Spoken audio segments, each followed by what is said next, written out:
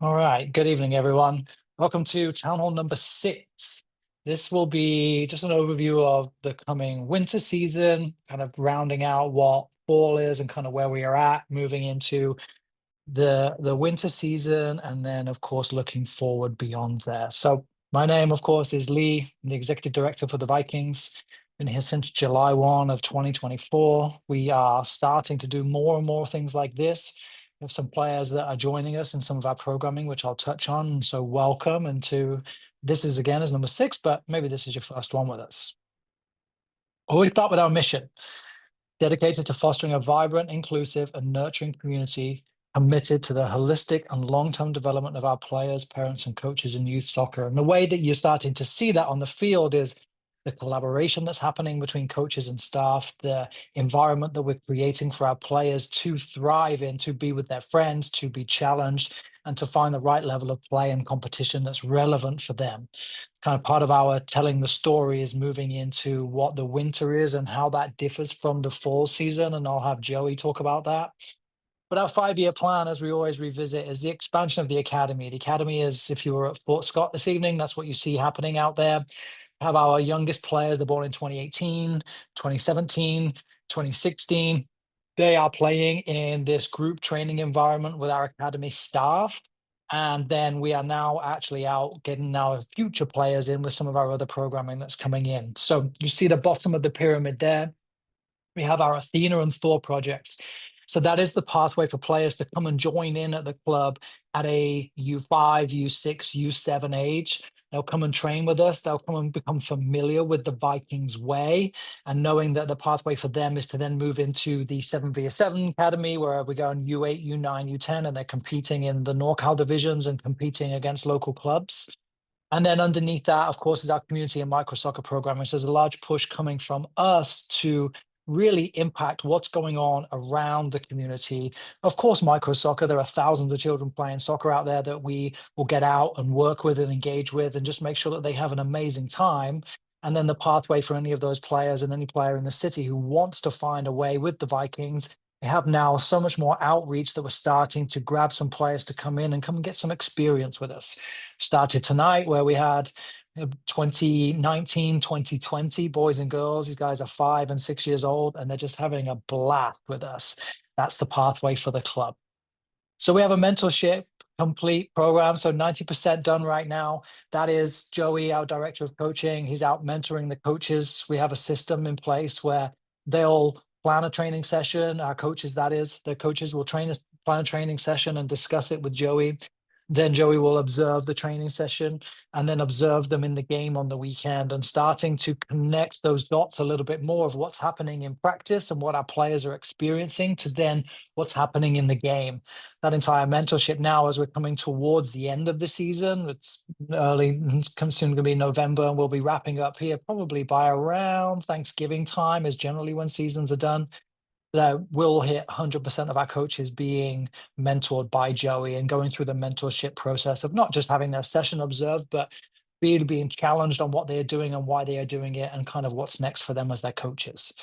Underpinning that, we currently have 4 coaches working through their US soccer coaching license, and we have a requirement on all of our coaches now that every 2 years we need to update their coaching license.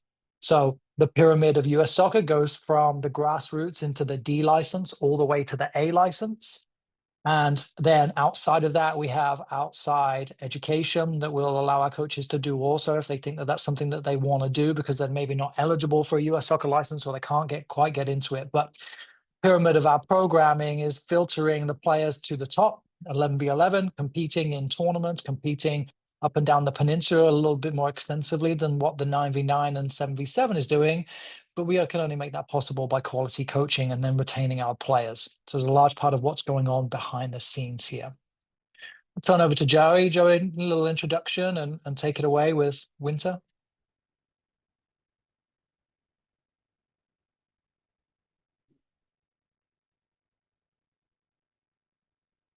Maybe. Yeah. Hey, how's it going?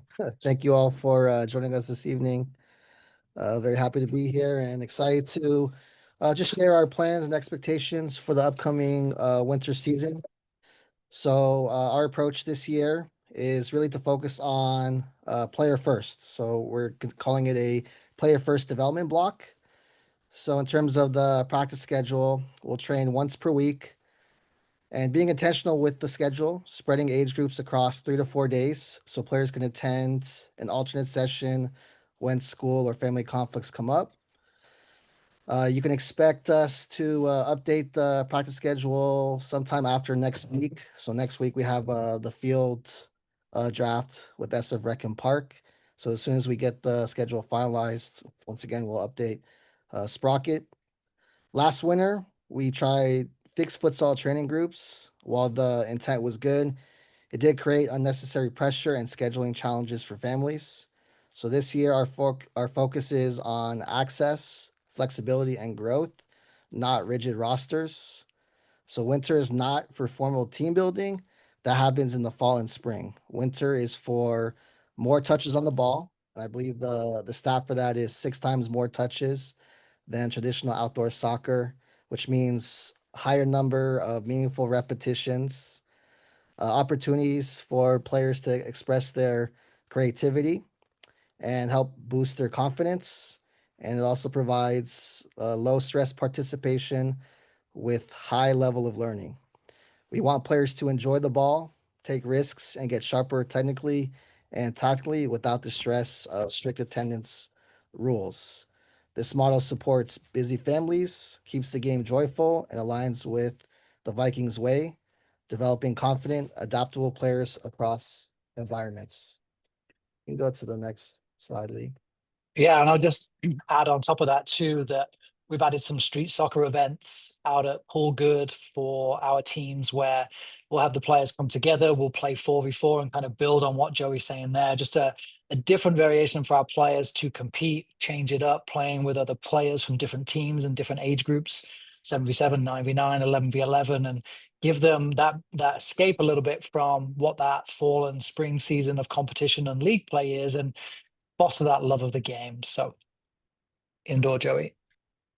Yeah, and then as far as Winter Futsal League participation, we are also incredibly proud that the Vikings are one of the largest futsal participating clubs in the league, averaging 20 teams each winter. This means our players compete in a familiar, positive community where high quality games with Vikings values are at the center.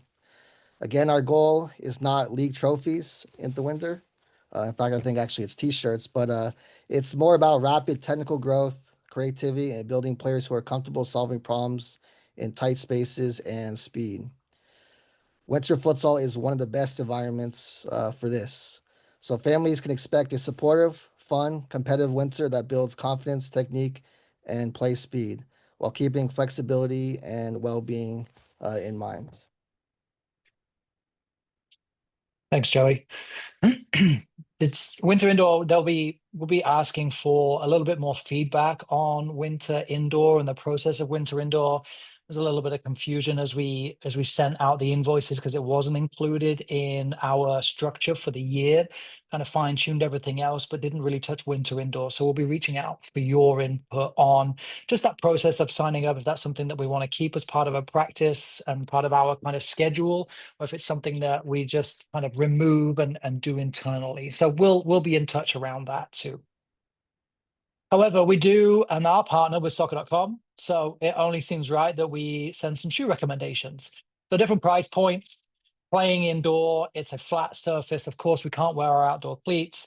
We are training on turf for the most part through the winter.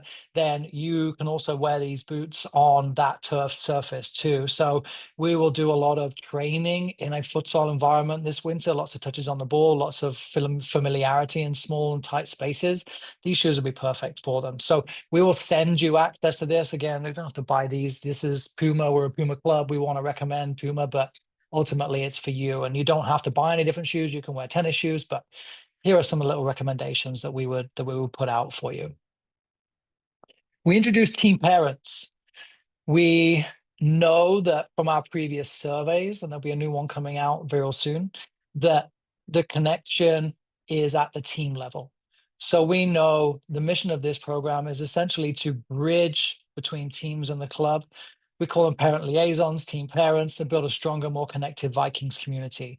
So the way that's already working is the group of parents that are currently nominated and sitting in this group are providing immediate feedback. I'll give you a peek at what our uniform looks like for the coming year. And that's already had some input from your team parents based on them just having conversations with you on the field, or just kind of getting a feeling from the players on the team too. So it allows us to immediately get a pulse on what's going on within a team. If there's something that we need to talk about, or if there's something that is kind of popping up a little bit more, then we can get to it a little bit sooner.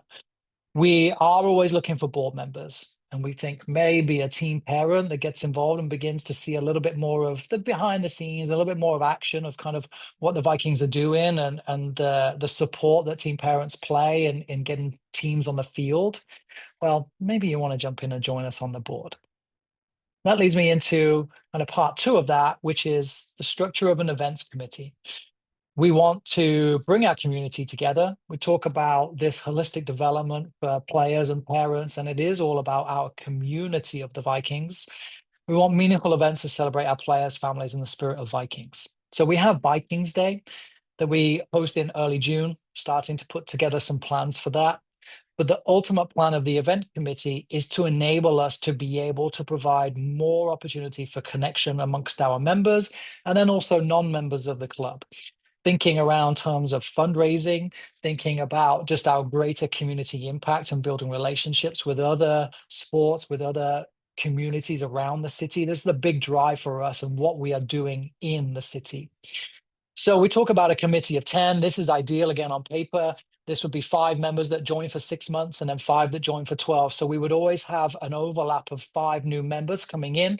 They could be team parents. It could be if you do this for fun, do you like doing this sort of thing? This is a job for you, and you want to just lend an idea or some help, or you do this on a PTA right now and think that actually it'd probably be the same thing as doing it for the PTA. I could do it for the club. So the real request is just to help us organize a little bit more of that outgoing. We have an amazing summer camp program. It's all managed and administered by our staff, and events we could do a lot more around that. And of course, our Vikings Day, we're looking at bringing that into a month-long celebration and not just the one day of celebration that we've done before. Vikings have been around since 1922, and I think that's a pretty good thing to celebrate. We just need a little bit of help from people who are willing to help, maybe have some experience of it too. So there'll be more information coming out about that. So watch this space. Our survey is coming again. If you were in the club last year, you witnessed the survey, it comes to you. You'll see on the left side there, all of the reminders, the advance notice, and then the initial invite. So November 5th, that will come to you. We ask, there are 2 parts to the survey. There are 5 questions. We want to know your enjoyment factor, your improvement factor, your belonging, and it's just 1 to 5. And then on top of that, there are additional questions where you can add context. The context, of course, helps us because if your enjoyment is a 5, then it's really nice to know why it's a 5 or why it's a 2. Or if you're improving, it's only because it's a 2 and not a 3 because of X, Y, and Z. We want to know those things. But at minimum, just answering 5 questions really, really helps us get our score. So this was from last fall. You see that our enjoyment factor as a club was 4.2. And the standard for the company is called Satori. Their standard across all of the clubs that they use surveys with was 4.1. And then you see that across the board. 4.01 is our improvement, and the standard was 3.9. Belonging and commitment were fairly new. And then underneath that, you see our coach, and the NPS is the net promoter score. So 43 out of 100, and it's not in the negatives, and then the same for the club. So 27 and 12 basically is where everybody else is at the standard. And now that says that we have a generally very positive environment around our teams, and that's our membership. Net promoters are willing to tell a friend, they're willing to share kind of what's going on at home and why their kids are having such a great time playing soccer. And of course, that's really important. We also use this feedback to then help us make decisions for the coming year. some of the overwhelming feedback we received last year was the chopping and changing of what's going on throughout the year. It is new billing that was coming every couple of months, much like we had with our futsal program this year, where it was, do you want to play spring? Do you want to play winter? Do you want to train in the summer? And so the feedback said, we want to play, we want to be a part of a team. And so we evolved our complete membership into the year-round process that you're all a part of now. That's been a huge change because it provides just consistency. There's no doubts that players are going to be in or going to be out. And in building consistency now, that allows our players to go and play other sports, but they generally know that if they train on a Wednesday in the fall season, we're going to try and keep them on a Wednesday as much as possible through the rest of the year. If you're familiar with club soccer and club sports in general in the city, you'll know we have this beautiful permitting and lottery process for fields. They're not always guaranteed, but we do our absolute best to keep the consistency for our players. Makes everything so much better. And the importance of this survey is outlined by the constant reminders that we'll be sending. So you'll have you should have received, and here's a reminder, and here's a reminder, and here's a reminder. So if it comes, please just open, log your 5 answers at worst case. If that's all you can do, then that's all you can do. And we really appreciate anything that you can give us, because the context, again, helps us make decisions moving forward. Sneak peek of some uniforms. So on the right side, we have the request was to move away from the hoodie from our team parents and move into a zipper. So we have the option of a full zip, we have the option of that quarter zip, and then of course the training pants. Going to move into a 3-shirt system. You'll see that we have a sponsor on the front, sponsor on the back. And we're moving into this because of the issues we had, and part of the feedback again was relative to the training shirts. The training shirts, the sizes were off consistently through Puma. It was a disaster. So moving to a 3rd shirt allows us to continue with our home and away jerseys, but now we have an additional training shirt that can be used for additional game shirts if you need it. You play in red on Saturday, then on Monday and Wednesday you can train in black and gray. So we'll get full use of the kit, and then also reduce the stress of hopefully the laundry, where if you have just one game shirt and you're training and playing in it, then it becomes pretty taxing and it'll wear on the jersey too. So there's a little sneak preview on what's coming out in terms of our uniforms. And that's it. We'll always try and keep these really short and sweet. Biggest thing is that we are moving into our futsal season. We're moving into this winter training where the focus changes. You'll get a lot of updates from us on what that looks like within your teams. And as Joey said, that schedule will be coming pretty soon. So just bear with us while we get that uploaded. Please enjoy the rest of the season. If you're taking pictures, post them online, tag us at the Vikings, please. We love to see that. We have Nathan who can get out and take photos, but he's busy leading the academy too. So anything that you can share with us is always really, really appreciated. And that's it. Thank you all so very much. A nice 19-minute zip on what's going on behind the scenes. And thank you to the team parents. Thank you for considering joining our events committee and helping us drive this club forward too. So thank you all very much.